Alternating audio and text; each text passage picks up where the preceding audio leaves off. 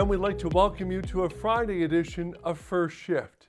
Coming up, we'll try to catch Toyota's drift. But let's kick things off with the day's top news stories. We're done with incremental change. We have a clear plan, a bias for action, and whatever it takes mindset. That is Ford CEO Jim Farley during the automaker's earnings call late Thursday.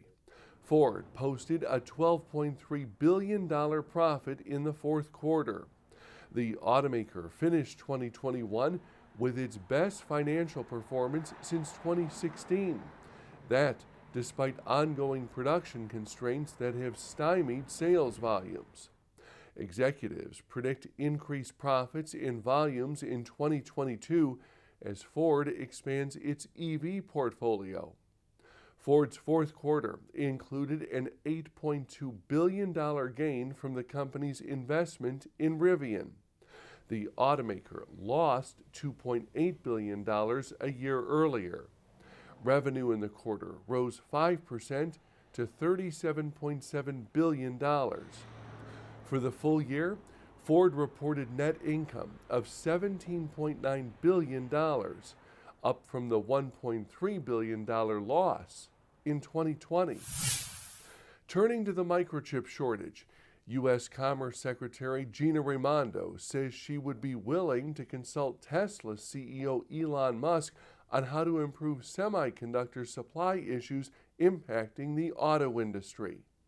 That despite President Joe Biden's repeated snubs of Musk and Tesla.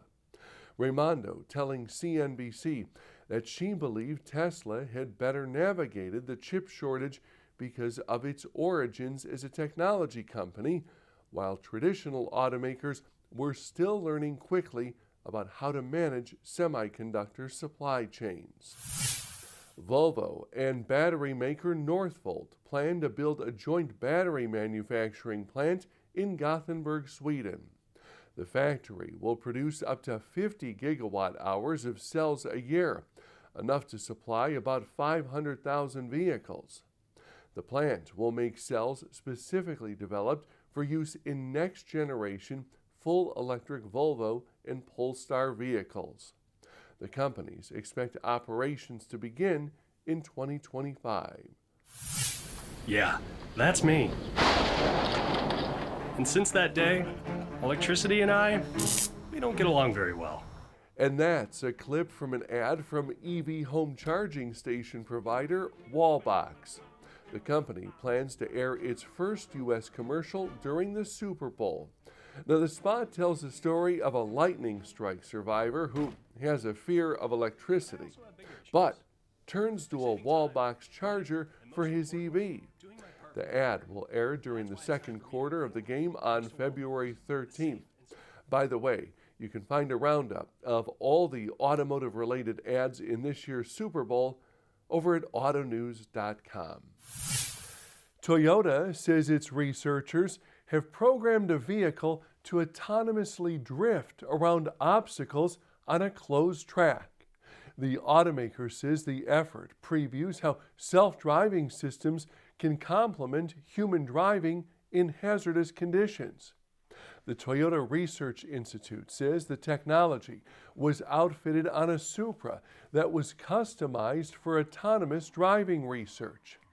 In this clip, the car is shown autonomously drifting around objects on the 2-mile closed test track at Thunder Hill Raceway Park in Northern California. The main goal of the project is to learn more about how advanced technologies can augment and amplify human drivers. We're looking at how to control the car in the entire spectrum of its performance and then really build technologies that are not replacing humans, but rather incorporate expert driver skills into how regular drivers drive. The research comes as Toyota is reportedly planning to launch an operating system in its vehicles by 2025 that would be capable of handling autonomous driving. The system, called Arene, will be made available to affiliates such as Subaru in the future. That, according to the Nikkei. Autonews.com has you covered all weekend long for breaking industry news. Have a good one. We'll see you Monday.